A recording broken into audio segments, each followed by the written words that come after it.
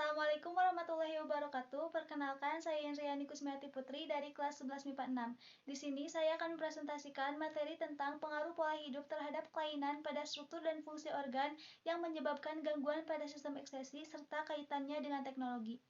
Nah, sebelum kita masuk ke dalam materinya, kita harus tahu dulu dong apa itu sistem ekskresi dan apa saja sih organ-organnya. Untuk mengetahui hal itu, mari kita simak videonya.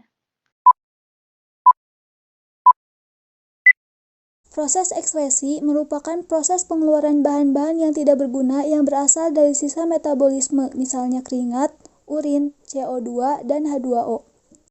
Adapun beberapa fungsi dari sistem ekskresi diantaranya yaitu 1. Menurunkan kadar zat produk metabolisme dalam tubuh agar tidak menyebabkan akumulasi. 2. Melindungi sel-sel tubuh dari zat-zat yang bersifat racun. 3. Menjaga keseimbangan cairan dalam tubuh. 4. Membantu mempertahankan suhu tubuh. Sistem ekskresi terdiri dari beberapa organ, yaitu organ ginjal, paru-paru, hati, dan kulit. Oke, di sini kita akan membahas organ yang pertama terlebih dahulu, yaitu ginjal. Ginjal merupakan organ utama yang memproduksi urin. Ginjal berjumlah sepasang, terletak di belakang perut, sebelah kanan dan kiri dari tulang belakang. Di bawah hati dan limpa, sebagian ginjal dilindungi oleh tulang rusuk. Ginjal sebelah kanan terletak agak ke bawah dibandingkan dengan ginjal sebelah kiri karena terdapat hati di sebelah kanan. Di atas setiap ginjal terdapat sebuah kelenjar adrenal. Ginjal berbentuk seperti kacang berwarna merah tua keunguan. Berat dan besarnya bervariasi, bergantung pada jenis kelamin, umur, dan ada tidaknya ginjal pada sisi lain. Fungsi pada organ ginjal diantaranya 1. Menyaring darah sehingga menghasilkan urin. 2. Membuang zat-zat yang membahayakan tubuh. 3. Membuang zat-zat yang berlebihan pada tubuh. 4. Mempertahankan tekanan osmosis cairan ekstraseluler. 5. Mempertahankan keseimbangan asam dan basa. 6. Mengatur volume plasma darah dan jumlah air di dalam tubuh. 7. Menjalankan fungsinya sebagai hormon. Oke, di sini ada gambar bagaimana struktur ginjal. Di dalam struktur ginjal terdapat medula, pelvis ginjal, korteks, arteri ginjal, vena ginjal, dan ureter. Sebenarnya masih banyak lagi, nanti akan saya tampilkan gambar yang lebih lengkapnya. Di sini kita akan bahas satu-satu, yaitu yang pertama, korteks. Korteks ginjal memiliki fungsi melindungi bagian dalam ginjal, tempat tinggal glomerulus dan tubulus. Fungsi glomerulus adalah menyerap protein dari darah, sedangkan tubulus menyaring mineral dan air dari darah. Kemudian, korteks ginjal juga menjadi tempat pembuluh darah serta memproduksi hormon eritropoetin. Nah, yang kedua yaitu medula. Di dalam tubulus memiliki fungsi untuk dapat mengangkut berbagai cairan tubuh dan juga darah sampai ginjal. Saat cairan zat limbah dan juga racun pada darah sudah disaring, ginjal dapat mengeluarkan zat tersebut melalui urin. Yang ketiga yaitu pelvis ginjal. Fungsi pelvis renalis adalah sebagai wadah penampung urin sementara setelah dihasilkan oleh area filtrasi ginjal atau nefron. Urin ini kemudian akan dialirkan ke ureter dan dibuang keluar tubuh. Selanjutnya yaitu ureter. Ureter adalah organ berbentuk saluran pipa yang berfungsi mengalirkan urin dari ginjal ke kantung kemih. Nah, yang terakhir yaitu arteri ginjal dan vena ginjal. Arteri ginjal ini berfungsi untuk membawa darah yang kaya akan oksigen dari jantung ke ginjal untuk proses filtrasi alias penyaringan. Sedangkan vena ginjal ini berfungsi untuk membawa darah yang disaring dari ginjal kembali ke jantung. Nah, untuk struktur organ ginjal yang lebih lengkap, saya tampilkan di sini ya. Kita langsung ke organ selanjutnya aja yuk. Nah, organ yang kedua ini adalah hati. Hati merupakan kelenjar terbesar dalam tubuh yang terletak di bagian kanan atas rongga perut. Fungsi hati dalam sistem ekskresi adalah menghasilkan empedu secara terus-menerus yang ditampung dalam kantung empedu. Empedu mengandung air, asam empedu, garam empedu, kolesterol, fosfolipid, zat warna empedu, dan beberapa ion. Ada beberapa fungsi dari organ hati, yaitu diantaranya 1. Untuk menyimpan glukosa dalam bentuk glikogen. 2. Tempat berlangsungnya sintesa protein. 3. detoksifikasi atau menetralkan racun yang dibawa oleh darah. 4. Tempat berlangsungnya sintesis tertentu, misalnya globulin. 5. Merombak eritrosit yang telah tua dengan sel histiosit. 6. Tempat pembentukan urea. Hati berperan sebagai alat ekskresi karena mengeluarkan cairan empedu. Empedu yang dihasilkan oleh hati disimpan dalam kantung empedu vesika velea dan dikeluarkan ke usus halus untuk membantu sistem pencernaan. Misalnya, 1. Mencernakan lemak. 2. Mengaktifkan lipase. 3. Mengubah zat yang tidak larut dalam air menjadi zat yang dapat larut dalam air. 4. Membantu daya absorpsi lemak pada dinding usus. Cairan empedu merupakan cairan berwarna hijau kebiruan yang berfungsi dalam mencerna makanan berlemak. Cairan ini disimpan dalam suatu bagian yang disebut kantung empedu. Zat-zat yang terkandung dalam cairan empedu yakni garam mineral, pigmen, bilirubin dan biliverdin, kolesterol, fosfolipid, dan air.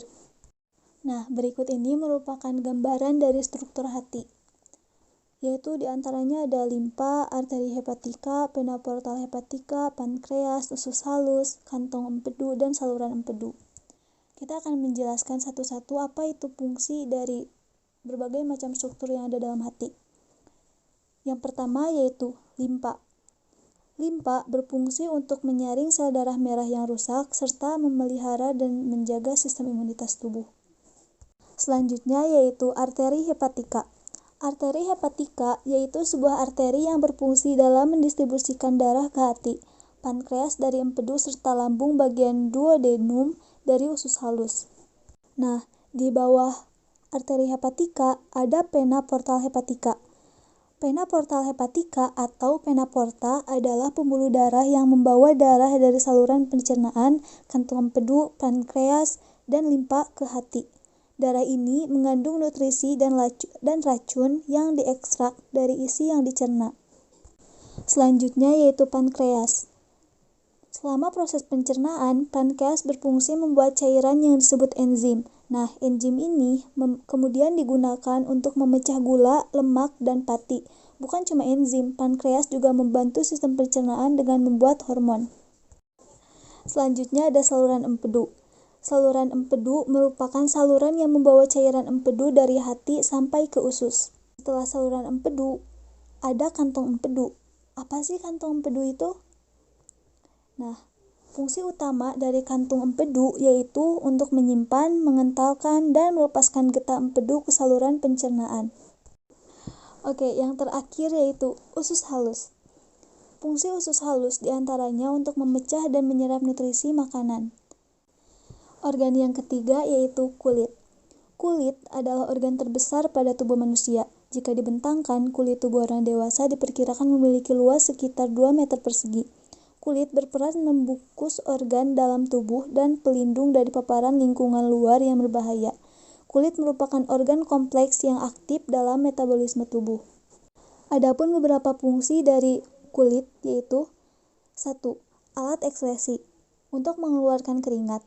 2. Pengatur suhu tubuh, yaitu melalui penguapan. 3. Tempat menyimpan cadangan makanan, yaitu lemak. 4. Mengurangi penguapan air.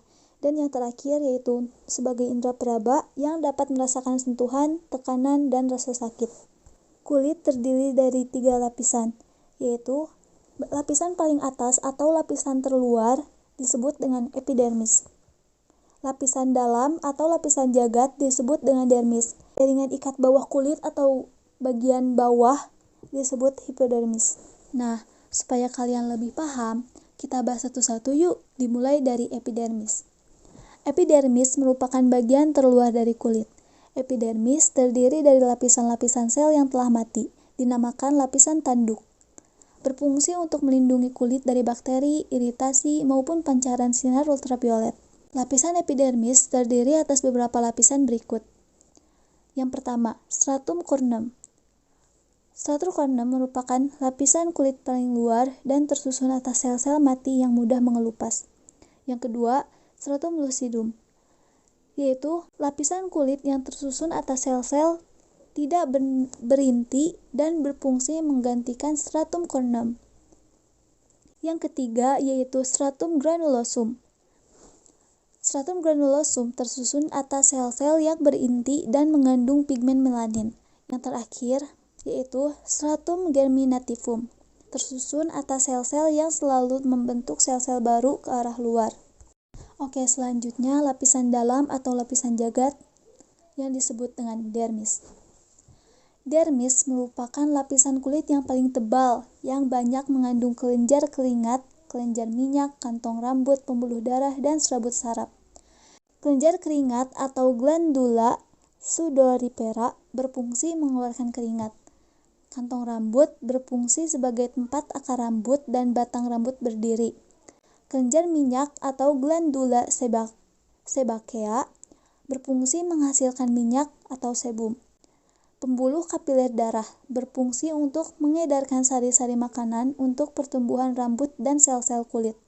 Ujung-ujung saraf penerima rangsang berfungsi menerima rangsang. Yang terakhir yaitu jaringan ikat bawah kulit atau hipodermis. Hipodermis merupakan bagian paling bawah dari kulit yang banyak mengandung lemak. Lemak ini berfungsi sebagai cadangan makanan untuk menahan panas tubuh dan melindungi bagian dalam tubuh dari gangguan fisik luar. Contohnya benturan. Nah, organ terakhir yang ada dalam sistem ekskresi manusia yaitu organ paru-paru. Paru-paru merupakan organ pernapasan tetapi memiliki peranan dalam sistem ekskresi sisa-sisa hasil metabolisme berupa karbon dioksida dan air dalam bentuk uap air. Sisa metabolisme dari jaringan diangkut oleh darah menuju ke paru-paru untuk dibuang. Proses pembuangan diawali dengan berdifusinya karbon dioksida dari sel-sel ke dalam darah melalui cairan jaringan dan akhirnya masuk ke dalam alveolus. Dari alveolus, karbon dioksidasi akan dikeluarkan melalui udara yang dihembuskan pada saat ekspirasi. Di dalam sistem ekskresi manusia, paru-paru menghasilkan karbon dioksida CO2 dan uap air H2O melalui proses pernapasan. Fungsi organ paru-paru yang utama adalah sebagai tempat pertukaran gas dalam tubuh manusia. Selain sebagai tempat pertukaran gas, organ paru-paru dalam sistem pernapasan juga melakukan peran lain yang penting, yaitu menjaga suhu dan tingkat kelembaban dalam tubuh tetap normal. Struktur organ paru-paru diantaranya ada bronkus, trakea, bronkeolus, diafragma, dan alveolus.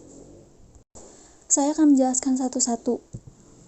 Dari yang pertama yaitu bronkus. Bronkus merupakan cabang batang tenggorokan yang terletak setelah tenggorokan atau trakea, sebelum paru-paru. Bagian ini merupakan saluran udara yang memastikan udara masuk dengan baik dari trakea ke alveolus. Selain sebagai jalur masuk dan keluarnya udara, bronkus juga berfungsi untuk mencegah infeksi. Selanjutnya, trakea. Trakea adalah organ pernapasan yang bentuknya seperti tabung besar. Fungsi trakea adalah sebagai jalur udara untuk dapat keluar dan juga masuknya udara dari dalam paru-paru. Yang ketiga yaitu bronkeolus. Bronkeolus merupakan cabang dari bronkus yang adalah cabang batang tenggorokan yang terletak setelah tenggorokan, trakea sebelum paru-paru. Selain itu, bronkeolus juga berfungsi untuk mengontrol jumlah udara yang masuk dan keluar saat proses pernapasan berlangsung. Selanjutnya, diafragma. Diafragma adalah otot rangka tipis yang berada di dasar dada dan memisahkan perut dari dada. Diafragma berkontraksi dan bergerak mendatar saat kamu menarik napas. Peristiwa ini menciptakan efek vakum yang menarik udara ke paru-paru.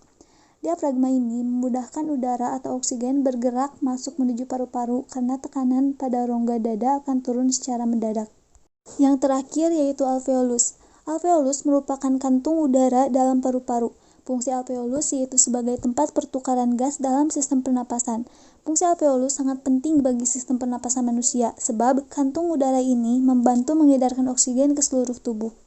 Oke teman-teman, selain menjelaskan apa itu sistem ekskresi beserta penjelasan organ-organnya, saya juga akan menjelaskan beberapa gangguan pada sistem ekskresi.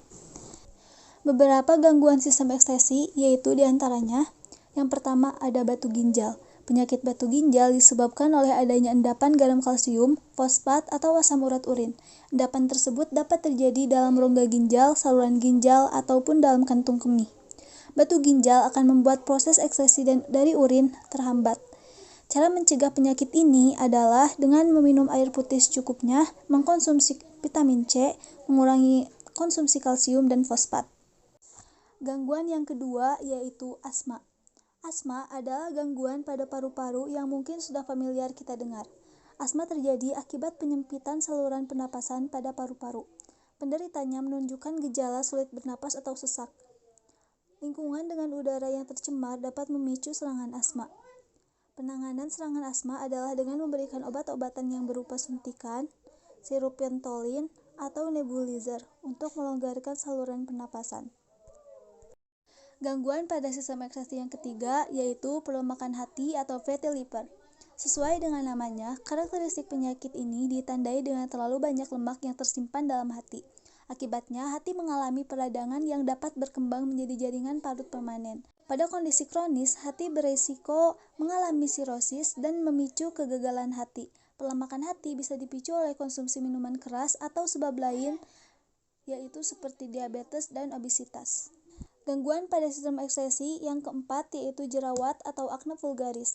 Jerawat merupakan suatu kondisi kulit yang ditandai dengan terjadinya penyumbatan dan peradangan pada kelenjar sebasea atau kelenjar minyak. Timbulnya jerawat dapat terjadi karena beberapa faktor.